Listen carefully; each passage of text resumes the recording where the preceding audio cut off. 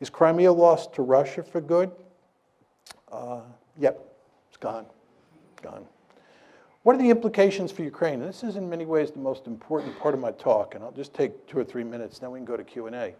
When I give this talk, many people in the West think that there's sort of a deep-seated immoral dimension to my position because I'm blaming the West and not Putin, who certainly has authoritarian or thuggish tendencies. There's no question about that.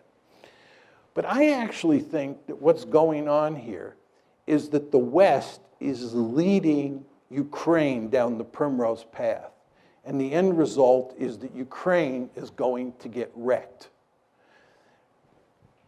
And I believe that the policy that I'm advocating, which is neutralizing Ukraine and then building it up economically and getting it out of the competition between Russia on one side and NATO on the other side, is the best thing that could happen to the Ukrainians.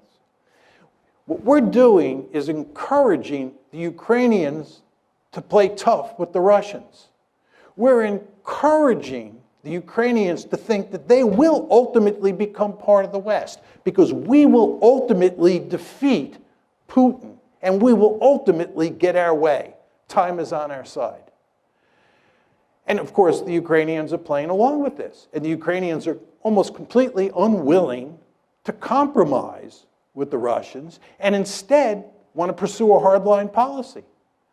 Well, as I said to you before, if they do that, the end result is that their country is going to be wrecked. And what we're doing is, in effect, encouraging that outcome.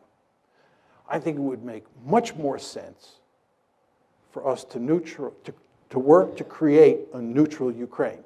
It would be in our interest to bury this crisis as quickly as possible. It certainly would be in Russia's interest to do so. And most importantly, it would be in Ukraine's interest to put an end to the crisis. Thank you.